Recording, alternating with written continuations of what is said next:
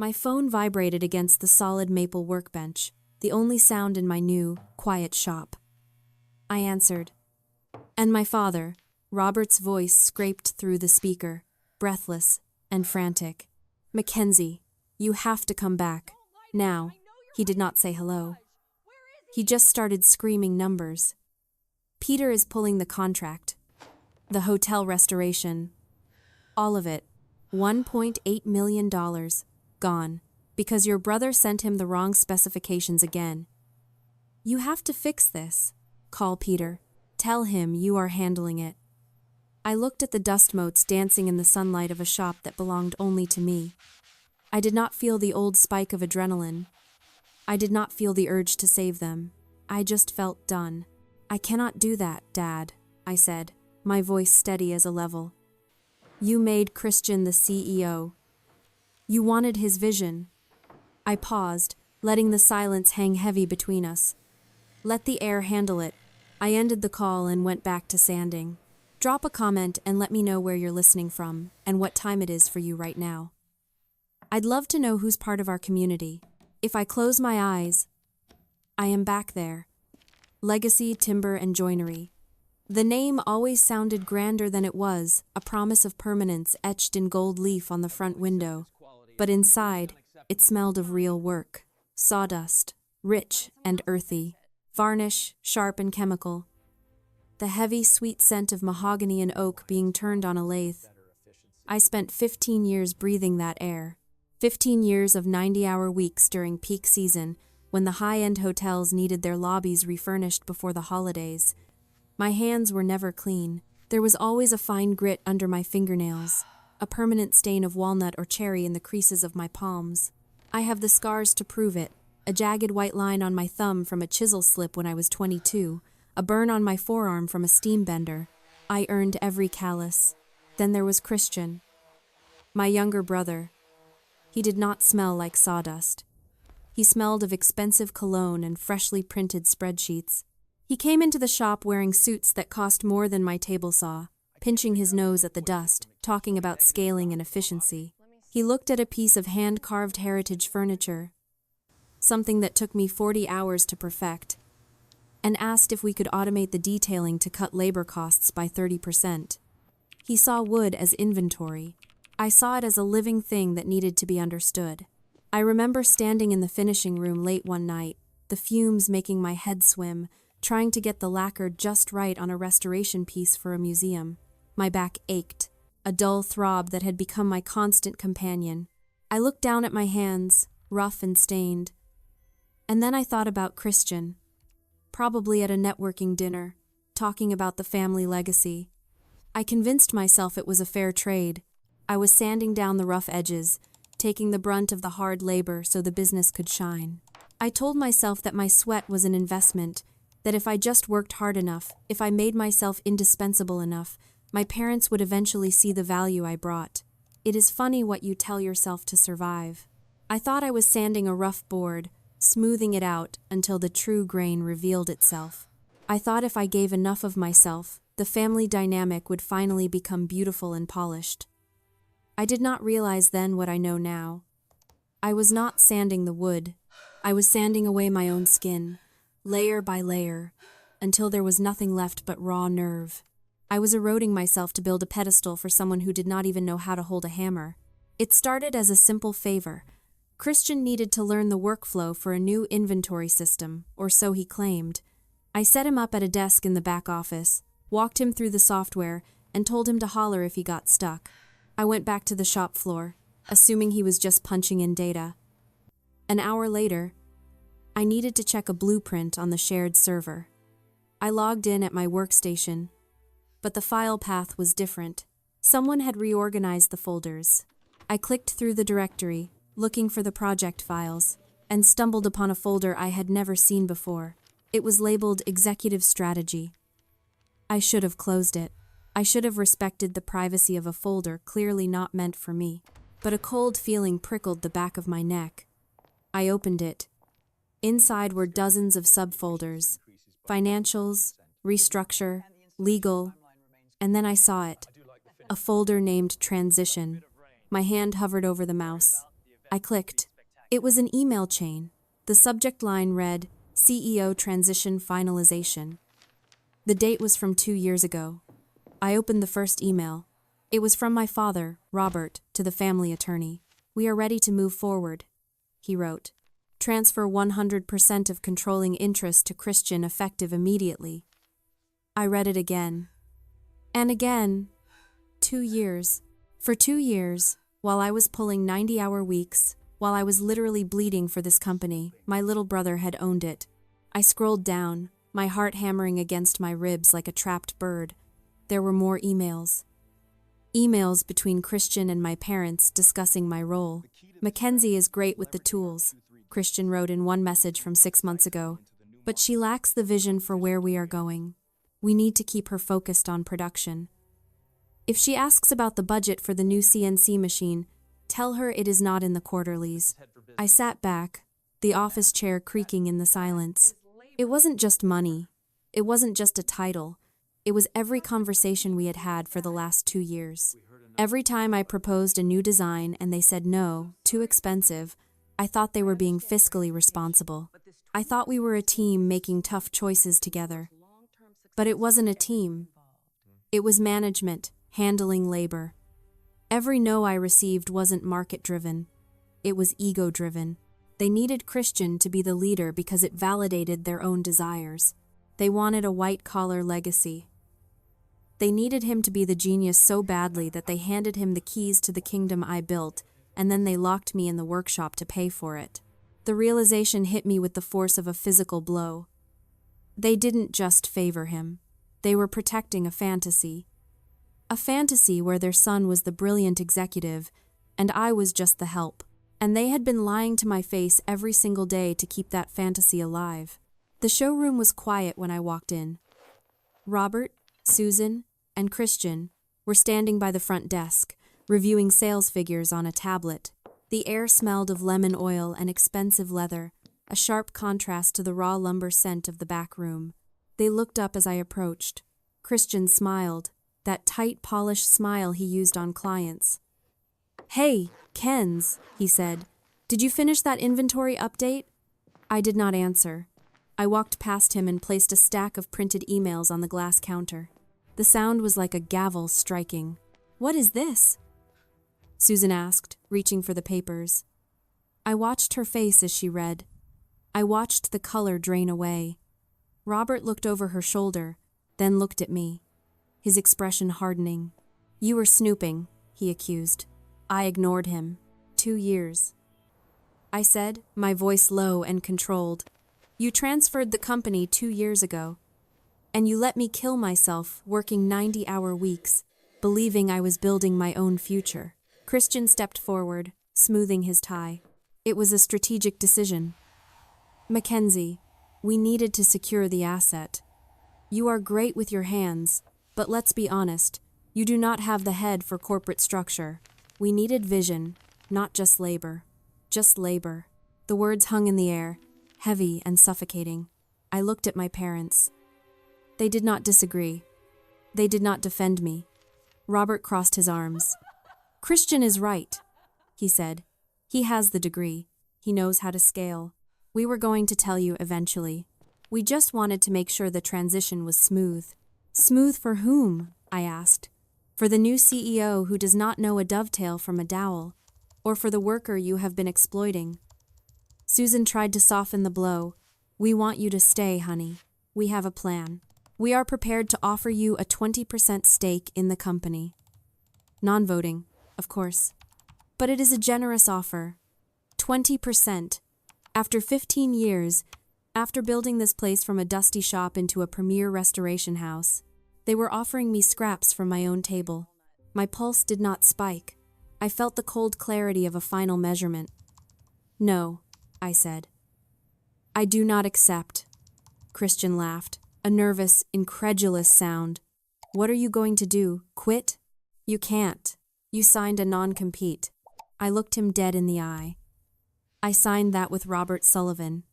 You just proved he hasn't owned this company for 2 years. Your paperwork is as sloppy as your management."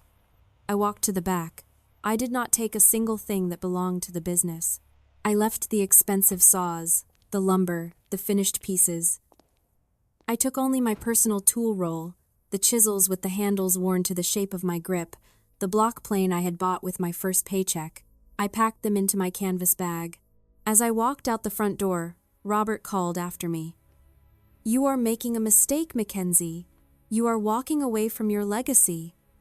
I stopped and turned back one last time. "No, Dad. I am walking away from yours. I built this crown. I can build another one." The new shop was not a shop. It was a 2-car rental garage on the edge of the industrial district. It smelled of cold concrete and old motor oil, not mahogany. There was no heating. I worked in my coat, my breath clouding in the air as I set up my bench. It was terrifying. I had no clients. I had no inventory. I had no legacy name on the door. I was starting from zero at 32 years old, with nothing but my hands and a few $1,000s in savings. But silence has a way of clarifying things. Without the constant noise of Christian's demands or my parents' expectations, I could finally hear myself think. I spent the first week building my workbench, planing the surface until it was glass smooth. It was the first thing I had built just for me in 15 years. Then the courier arrived. He handed me a thick envelope with the Legacy Timber letterhead. It was from a law firm. Christian was suing me, or threatening to. A cease and desist order. The letter claimed I was in violation of my non-compete and accused me of misappropriating trade secrets. I laughed out loud in the empty garage. The trade secrets were my own muscle memory. He was trying to copyright my nervous system. I did not call him. I did not call a lawyer to fight it. I realized that engaging with him was just another form of working for him. Instead, I opened my laptop and registered a new LLC. I built a website in one night. It was sparse, minimalist, just photos of my work, the intricate dovetails, the hand-carved rosettes, the restorations that museums had praised. I did not put my last name on it. I just called it MK Joinery. Then I made my move. I knew Christian was struggling with the hotel restoration. I knew because the timber supplier, an old friend of mine, told me Christian had ordered the wrong grade of walnut. It was going to warp in 6 months. I didn't warn him. That wasn't my job anymore. Instead, I put together a digital portfolio. I included the original sketches for the hotel lobby, the ones I had drawn, the ones Christian had taken credit for. I drafted an email to Peter, the hotel owner. I did not beg. I did not badmouth my family. I wrote 2 sentences. I heard there are issues with the walnut sourcing for the lobby restoration. I have secured a supply of Killine dried heritage grade that fits your original specifications, and I have the capacity to start carving immediately. I attached the portfolio. I hit send. It was a gamble. It was aggressive. It was bypassing the chain of command entirely. Peter arrived at my garage 2 days later. He did not send an assistant. He drove himself, parking his luxury sedan next to a stack of shipping pallets I had scavenged for firewood. He walked in, his footsteps echoing on the stained concrete. He looked out of place in his tailored suit, but he did not look down at my shop. He looked angry. I thought he was there to yell about the delay. I thought I was going to have to explain why I could not fix Christian's mess overnight. But Peter did not ask about timelines. He reached into his briefcase and pulled out a glossy, stapled catalog. He tossed it onto my workbench. It slid across the smooth maple surface and stopped near my hand. "Have you seen this?" he asked. His voice was tight, controlled. I looked down. It was a mail-order catalog for a budget furniture wholesaler, the kind that sells flat-pack desks and particle board shelving. I looked at him, confused. "Why would I see this?" I asked. "Look at page 12, he said. I flipped the pages, and then my breath caught in my throat. There, in high-definition color, was my joinery technique, the Sullivan lock, we used to call it. It was a specific, complex joint I had developed 7 years ago to allow heavy oak tables to expand and contract without cracking in the hotel's variable humidity. It was proprietary. It was our signature. It was the reason clients paid us $50,000 for a conference table. And here it was, advertised as the snap lock system on a dining set retailing for $300. I looked up at Peter, the room spinning slightly. How? I whispered.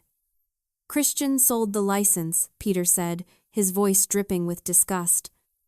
I spoke to your parents. They confirmed it. Christian told them it was passive income. He sold the exclusive rights to your design to a mass-market factory for a quick cash infusion. He traded a century of reputation for a quarterly bonus. The coldness inside me turned to ice. It wasn't just incompetence. Incompetence is forgetting to order wood. Incompetence is miscalculating a budget. This was liquidation. Christian looked at the legacy I built, the techniques I perfected, and he didn't see art. He saw a liquidation sale. He had stripped the business for parts. This kills the brand, I said, the realization settling in like a heavy stone. If this design is in a discount catalog, you can't have it in a 5-star hotel. It isn't exclusive anymore. Exactly. The name is toxic. I cannot put mass-market furniture in my lobby. My investors would laugh me out of the boardroom. He leaned forward, placing his hands on my workbench. I am canceling the contract with your brother today. The lawyers are drafting the breach of contract notice now. But I still need those tables, Mackenzie, and I need them made by the person who invented the technique, not the person who sold it out. He pulled a checkbook from his jacket pocket. I am hiring you, MK Joinery. I want you to redesign the joint, make it better, make it different, and make it exclusively for me.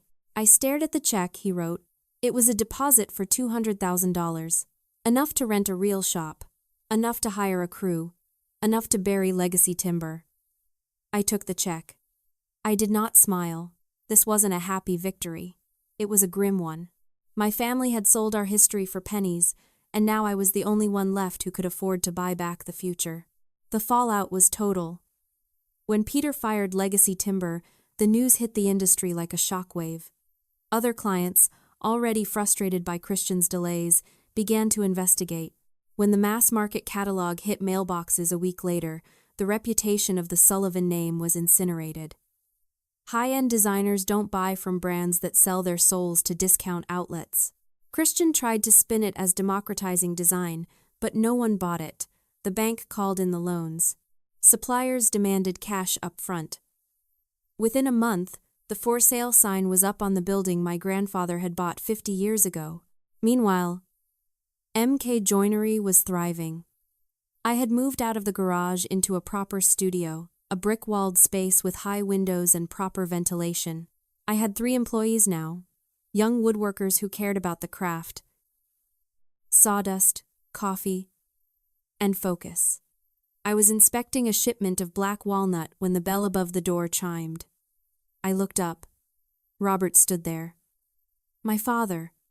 He looked smaller than I remembered. His shoulders, usually squared with pride, were slumped. He was wearing his good suit, but it looked loose on him, as if he had shrunk inside it. He held a manila envelope in his hands, twisting it nervously. He walked toward me, his footsteps hesitant. The shop went quiet. My crew sensed the tension and busied themselves in the back. I wiped my hands on my apron and waited. I did not offer him coffee. I did not smile. Mackenzie, he said, his voice raspy. Nice place. You have done well. Thank you, I said. What do you want, Robert? I didn't call him Dad. Not here. Here. I was the boss. He flinched at the name but pushed on. We are selling the building. The bank, well, Christian made some leverage decisions that didn't pan out. We are losing everything. The house, the shop, the retirement accounts. It is all gone. I felt a flicker of sadness, but I tamped it down. You chose the CEO. I reminded him. I know, he whispered. We were wrong. We thought the degree mattered more than the hands. We were fools. He looked around the shop, his eyes watering. You were the legacy, Mackenzie. It was always you. We just didn't want to see it. It was the apology I had waited 15 years to hear. But now that it was here, it felt hollow. It didn't fix the past. It didn't give me back my 20s. "So why are you here?" I asked. He held up the envelope. It was a resume. "I need work," he said, his voice breaking. "No one is hiring old men with failed businesses. I need a job. I can sand. I can sweep. I know how to calibrate the saws. Please." The king was begging the artisan. The power dynamic had flipped so completely it was almost dizzying. I looked at him, a man who had once owned my future, now asking for a minimum wage lifeline. I could have kicked him out. I could have told him to ask Christian for a job. But I looked at his hands, calloused, scarred, shaking. He was a bad father and a terrible businessman, but he was a good woodworker, and I needed a sander. I took the resume. "I will hire you," I said. "But let's be clear about the terms. You are not a partner. You are not a manager. You are an employee. You clock in at 8. You clock out at 5. You do not give orders. You take them. And if you ever undermine me in front of my crew, you are fired. Do you understand?" He nodded, a single tear tracking through the sawdust on his cheek. "I understand, boss." It wasn't cruelty. It was clarity. I was defining the container. He had owned the title, the building, the LLC, the container of the business, but he never owned the content. The content was the skill, the grit, the soul of the craft. I took that with me when I left. He could sweep the floor of my container, but he would never own the content again. If you've ever had to walk away from something you built to save yourself, share your story in the comments. And if you believe talent should never be exploited, hit that like button. See you in the next story.